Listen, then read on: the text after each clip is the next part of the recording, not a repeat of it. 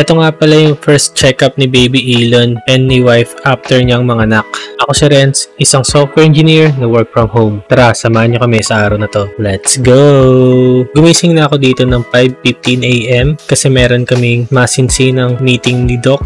Madaling araw kasi yung meeting namin para walang tao. Kung makikita niyo, madilim-dilim pa. Maglalakad lang pala tayo dito kasi malapit lang sa amin to, mga 25 kilometers lang. Nandito na ako sa hospital. Paikit na tayo, maghahagdan lang tayo kasi may multo daw dun sa elevator. Nandito na ako sa floor kung saan kami magkikita ni Doc dahil madaling araw pa, walang katao-tao dito. Tapos marami pa ako naririnig na may mga tumatakbong mga bata. Dahil matapang tayo, hindi natin pinapansin yon. After ng meeting namin ni Doc, maglalakad na ulit ako pa uwi. Mag-aabang lang ako dito ng snatchers. Nakarating na rin ako dito sa condo. Pagdating ko, tulog si wife tsaka si Baby Elon kasi puyat sila buong magdamag. Si Baby kasi tulog kapag umaga. Pag gabi, gising naman siya. Kaya sinasabayan ni wife. Tatanggalan ko muna ng damit dito si Baby kasi magpapaaraw na kami. Mas ma-absorb niya kasi yung araw kapag wala siyang damit. Nagmamadali pala ako dito kasi hinahabol ko yung araw. Maulap kasi siya sa bandang itaas. The best talaga tong sunrise kasi hindi siya masakit sa balat kahit mukha siyang mainit. Inaantok na pala dito si Baby kahit kakatulog na lang ng 18 hours. Tapos dito si Mami naman niya yung nagbuhat sa kanya kaya ngumingiti-ngiti siya. After namin mag-sunrise, binibigyan ko ng lesson in life si Baby. Kaso mukhang hindi ganun yung dating sa kanya. Habang nakatitig siya sa akin, tumatay siya. Lalagay ang plastic. Yak! Ang dami-dami na yan. Good job, baby. Naamoy ko na. Kadiri. Yak! Ew! Dahil makadaw akong tae, inom na lang ako ng 2 liters of water. Routine natin everyday. Magtitimpla na rin ako dito ng barley para kay wife, pampalakas ng immune system niya. Ito nga pala guys yung main business namin. Kung gusto niyo maging distributor, PM nyo lang kami. Bibigay ko na to kay wife, need niya ubusin agad para hindi mamatay ang enzymes. Tapos ako naman, iinom ako ng yogurt for bones naman to, para mawala yung osteoporosis natin. Kakain na muna ako dito habang hinihintay yung padala ni Ninang H na pagkain. Tapos inumin natin tong gatas ni wife, nilagyan natin ng yelo. Pababa na ako dito kasi dumating na yung rider. Tumatawag siya sa phone, nakita ko na siya dito. And nakuha ko na yung pagkain, 3 siya. Pabalik na tayo dito, ilatag na natin sa lamesa. Yung unang food natin is dynamite. Tignan natin kung manghang to. Tapos yung second food, kalabasa na may ampalaya. Third food, chicken steak.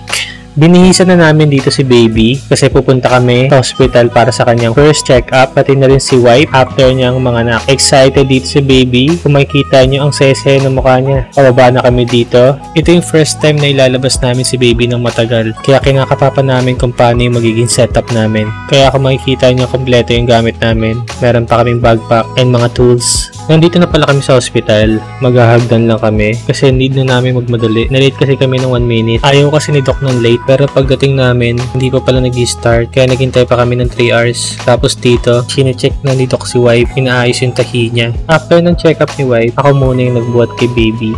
Actually, first time ko lang buhatin si Baby nung ganito katagal kasi hindi siya umiiyak. So, alam kung bakit pag nasa hospital, hindi nagwawara si Baby. Hinihintay lang pala namin dito yung PDA ni Baby kasi ang usapan namin 1 PM daw siya darating. Kaso magtuto na dito, wala pa din si Doc. Pero okay lang, sanay naman kami kasi ganoon talaga yung mga doctors. Masyado silang busy. Nandito kami sa banyo kasi puno na yung diapers ni Baby. Hindi na namin palitan.